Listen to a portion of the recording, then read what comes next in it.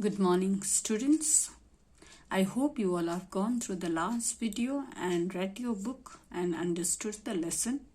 Today we will study about sexual reproduction in plants. In sexual reproduction, new plants are produced from the existing plants through seeds.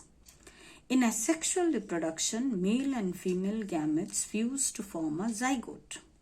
Flowers are the reproductive parts of a plant.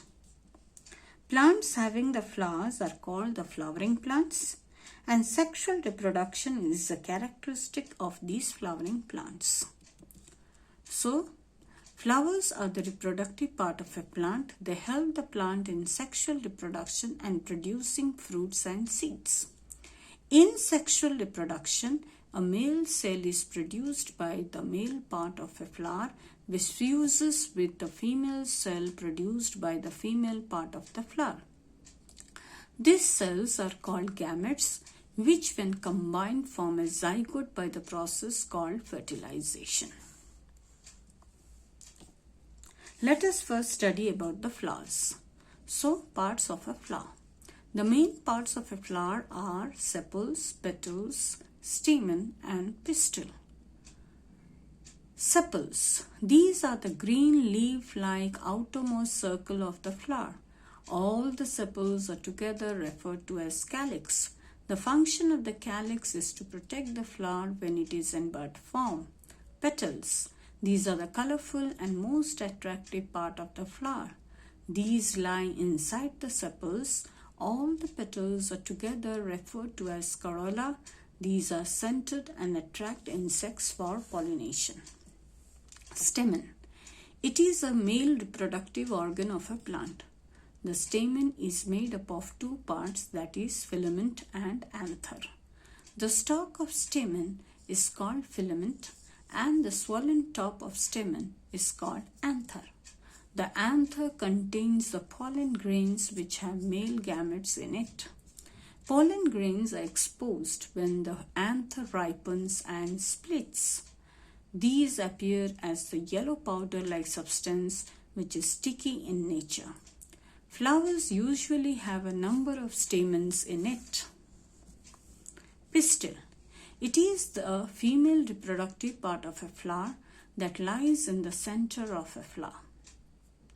These are a flask-shaped structure which is made up of three parts, that is stigma, style and ovary. The top part of the pistil is called stigma. It receives the pollen grains from the anther during pollination. The middle part of the pistil is tube-like structure called style which connects stigma to the ovary. The swollen bottom part or at the base of the pistil is called ovary. The ovary makes ovules and stores them. These ovules contain the female sex cells, also called an egg cell. It is the female gamete of flower. Pistil is also called as carpel. The pistil is surrounded by several stamens. The base of the flower on which all the parts of the flower are attached is called receptacle. So you can see the structure of stamen as well as pistil, and also another one you can see there the ovules.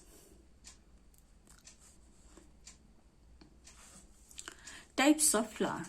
On the basis of the type of reproductive organs present in a flower, the flowers are of two types, unisexual flower and bisexual flower. The flower which contains only one reproductive organ, that is either male or female, are called unisexual flowers.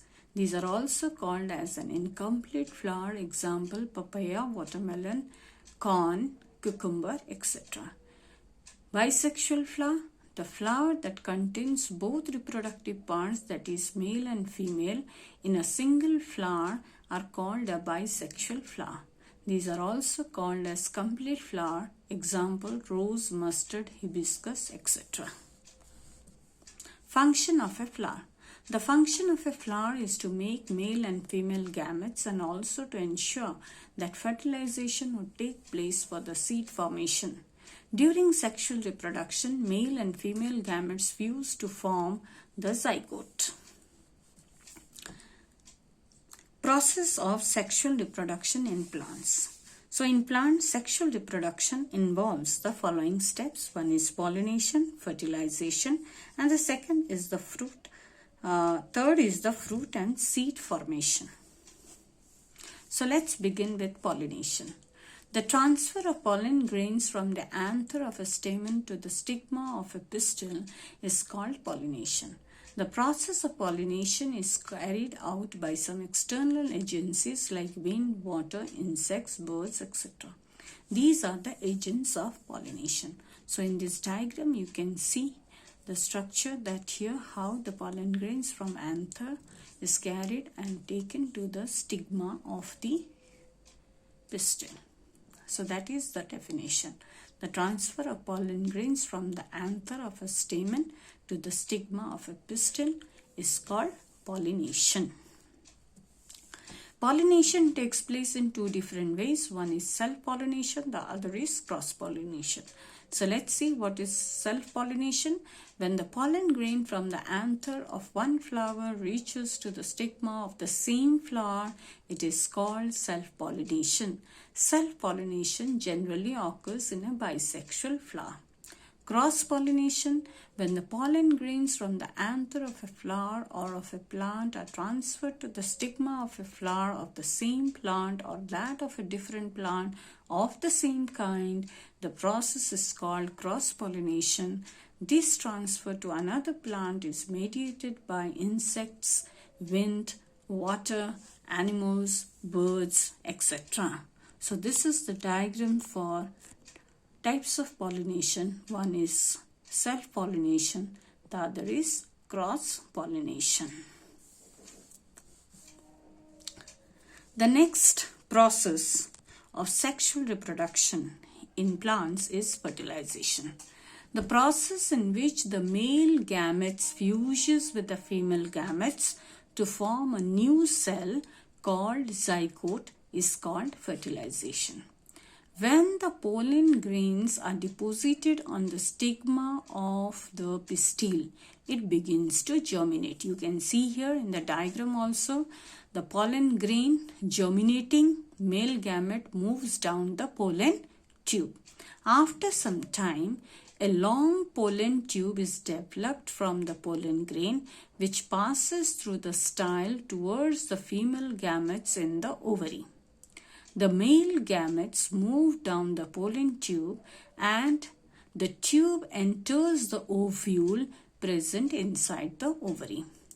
The tip of the pollen tube bursts and the male gamete comes out of the pollen tube. Inside the ovary, the male gametes fuse with the female gametes present in the ovule to form a fertilized egg cell which is called zygote. The zygote develops into an embryo which is a part of a seed that develops into a new plant. So the process of zygote formation, fertilization, this is the diagram about it. You can see here the pollen grain germinating over there. Male gametes move down the pollen tube through the style and then entering into the ovary. And when it enters the ovary, there is the ovule. The male gametes combine with the female gametes. As a result, what happens? An egg or a zygote is formed, that is the fertilized egg.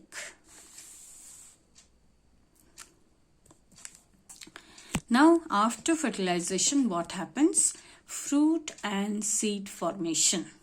So, after fertilization, the ovary grows into the fruit and the ovule develops into the seeds. The remaining part of the flower fall off, the ovules develop and form the seeds of the fruit. The embryo is enclosed inside the seed. Fruits are the ripened ovary of a flower which protects the seed. Some fruits are fleshy and juicy, example mango, apple and orange, while some are hard like almonds and walnuts. So here this is the diagram, formation of seeds and fruits. fruits and seeds. You can see the flower, ovary containing ovule and then forming into fruit containing seed. When the seed comes out, the seed will fall and it will develop into a germinating seed, and you get a new seedling. So actually these are the steps from flower to a seed.